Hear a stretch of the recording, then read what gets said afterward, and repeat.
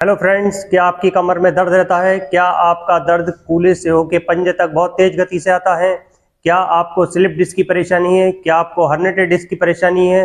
क्या आप जब चलते हैं तो चलते चलते आपका पैर सुन्न हो जाता है? क्या आप बहुत देर किचन में खड़े होकर काम नहीं कर पाते? क्या आप अपने ऑफिस में जाते हैं तो ऑफिस वर्क आप जब बैठ के बहुत देर तक करते हैं तो क्या आपकी कमर में जकड़न और अकड़न शुरू हो जाती है? क्या आप जब सुबह सो के उठते हैं तब आपकी कमर में बहुत ज़्यादा अकड़न और जकड़न रहती है? क्या आपकी काफ मसल्स यानी कि पिंडलियों में बहुत तेज गति से दर्द होता है? अगर ऐसा आपके साथ हो रहा है तो ये वीडियो आप अंत तक देखिएगा। मैं डॉक्टर मनोज, मेरे चैनल में आपका स्वागत है। आज हम बात करने जा रहे हैं sciatica slip disc herniated disc के बारे में। ये परेशानी क्यों होती है और इसके होने के क्या मुख्य कारण हैं।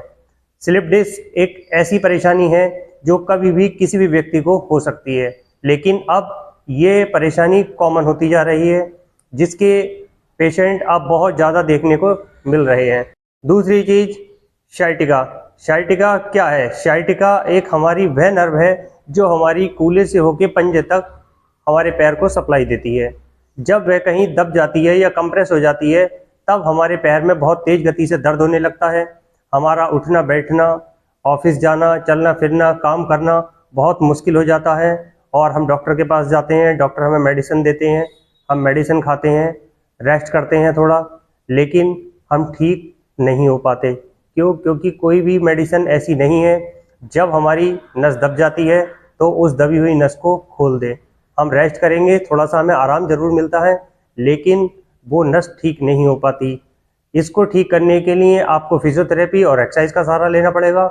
फिजियोथेरेपी जब हम कराते हैं तब हम देखते हैं कि हमारी जो कमर में नस दबी है, जो पैर में स्टिफनेस हो रही है, वो धीरे धीरे ठीक होने लगती है। जितना आराम हमें मेडिसिन से नहीं मिला उतना आराम हमें फिजियोथेरेपी और एक्सरसाइज से मिला है। फिजियोथेरेपी आज के टाइम में बहुत ज़्यादा कंपलसरी हो गई है। हर एक दूसरे व्यक्ति को कमर दर्द की शिकायत सामने आ रही है और हम मेडिसिन खाने से बचना चाहते हैं, क्योंकि एक लंबे समय तक अगर हम मेडिसिन का प्रयोग करते हैं तो हमारी किडनी, लीवर पे उसका असर दिखाई देने लगता है। तब हम क्या करते हैं, हम मेडिसिन छोड़ देते हैं, लेकिन हमारा दर्द ठीक नहीं होता। इसलिए हम शुरुआत में ही अगर फिजियोथेरेपी में चले जाते हैं या एक्सरसाइज कर लेते हैं, कमर की सिकाई कर लेते हैं, तो हमारी जो परेशानी है काफ़ी हद तक ठीक हो जाती है। लेकिन हम ऐसा नहीं करते क्योंकि हमें पता नहीं होता कि हमें दर्द जो हो रहा है वो किस चीज़ का दर्द है।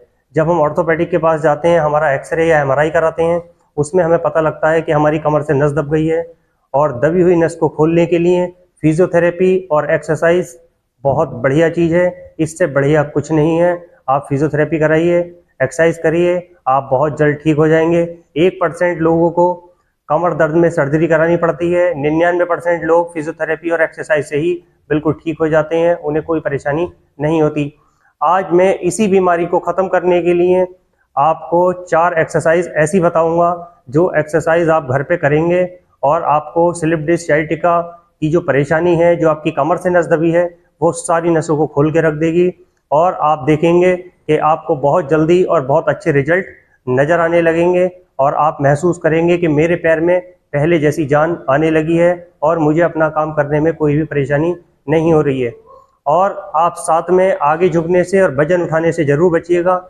इस बीमारी में आपको आगे नहीं झुकना है और वजन नहीं उठाना है। आप बहुत जल्द ठीक हो जाएंगे। अब हम बताने जा रहे हैं आपको 4 से 5 एक्सरसाइज, और ये 4 ऐसी एक्सरसाइज हैं जो आप अपने डेली रूटीन में शामिल करिए। और ये एक्सरसाइज जब आप करेंगे तो ये एक होम्योपैथिक दवा की तरह काम करेगी और धीरे धीरे आपकी जो कमर दर्द, साइटिका, स्लिप डिस्क की परेशानी है वो जड़ से ख़त्म हो जाएगी और कुछ ही समय में आप अपने आप को नॉर्मल महसूस करेंगे। अब हम आपको बताने जा रहे हैं फर्स्ट एक्सरसाइज। फर्स्ट एक्सरसाइज में या तो आप एक चादर ले लें या आप एक टॉवल ले लें। उसको मैंने एक चादर ले ली है और मैंने अपने पैर में इसको पंजे में ठीक से फंसा लिया है और धीरे धीरे आप अपने हाथों की सहायता से अपने पंजे को खींचेंगे और धीरे धीरे आपका पैर ऊपर की तरफ आने लगेगा। ऐसा आपको 10 से 15 बार करना है। जब आप 10 से 15 बार करेंगे तब आप देखेंगे कि आपका जो काफ मसल में बहुत ज़्यादा अकड़न है और आपकी काफ मसल में बहुत ज़्यादा जकड़न है, वो धीरे धीरे ठीक होने लगी और आपके जो थाइस में और जो कूल्हे में पेन है वह भी ठीक होने लगेगा। और ये एक्सरसाइज आपकी जो ब्लॉकेज है उसको धीरे धीरे खोलेगी। और ये एक्सरसाइज आपको 10 से 15 बार ही करनी है, इससे ज़्यादा नहीं करनी है। जब आप इसकी स्ट्रेचिंग करेंगे तब आपको पेन बढ़ भी सकता है। अगर आपको पेन बढ़ता है तो आप एक्सरसाइज कम करें और धीरे धीरे आप उस एक्सरसाइज को घटा या बढ़ा सकते हैं। ये आप अपनी बीमारी के अकॉर्डिंग घटा या बढ़ा सकते हैं। कुछ लोग शुरुआत में एक्सरसाइज ज़्यादा कर लेते हैं, उनको पेन बहुत हो जाता है। ये एक्सरसाइज हमें दोनों पैरों से बराबर करनी है। अब मैं दूसरे पैर से एक्सरसाइज करूँगा। इसी तरह से हमें अब दूसरे पैर से एक्सरसाइज करनी है। होल टाइम हमें 10 से 15 सेकंड ही रखना है। ऐसा आप नियमित रूप से सुबह और शाम 2 बार करिए एक्सरसाइज। आप देखेंगे आपको sciatica, स्लिप डिस्क की जो परेशानी है, जो हर्निएटेड डिस्क की परेशानी है, जो डिस्क बल्ज हो गई है, वो धीरे धीरे ठीक होने लगेगी और आप अपने आप को नॉर्मल महसूस करने लगेंगे। अब हम बताने जा रहे हैं आपको दूसरी एक्सरसाइज। दूसरी एक्सरसाइज में आपको अपने दोनों पैरों को मोड़ लेना है, हाथों को सीधे रखना है और कमर को धीरे धीरे ऊपर की तरफ उठाना है।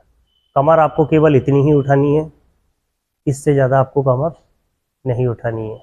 कुछ लोग क्या करते हैं, यूट्यूब पे वीडियो देखते हैं और कमर इस तरह से उठाने लगते हैं, इस तरह से वो एक्सरसाइज करने लगते हैं। लेकिन आपको ऐसा नहीं करना है। आपको कमर केवल इतनी ही उठानी है जितनी मैं आपको बता रहा हूँ। इससे ज़्यादा आप अगर कमर उठाएंगे तो आपको आराम नहीं मिलेगा। आपको केवल आपकी जो कमर है उसको जितना मैं उठा रहा हूँ इतना ही उठाइएगा। ऐसा करने से आपकी जो थाइस की जो मसल्स और नर्व में वीकनेस है वो ठीक हो जाएगी और जो काफ मसल्स में पेन आ रहा है वह भी धीरे धीरे कम होने लगेगा।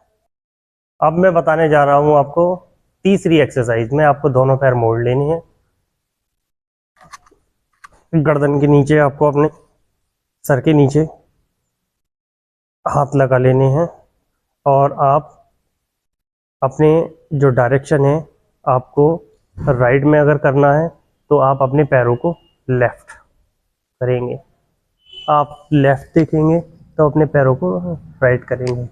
इससे आपकी कमर की जो फ्लेक्सिबिलिटी है, जो स्पाइन में जो जकड़न रहती है, स्पाइन में जो अकड़न रहती है, धीरे धीरे आपकी जो स्पाइन है वो फ्लेक्सिबल हो जाएगी और आपकी कमर से अकड़न और जकड़न ठीक होने लगेगी और आपकी ब्लॉकेज को भी ये खोलना शुरू कर देगी। ये एक्सरसाइज आपको 15 से 20 बार ही करनी है, इससे ज़्यादा इस एक्सरसाइज को आप ना करें। अब मैं बताने जा रहा हूँ आपको चौथी एक्सरसाइज।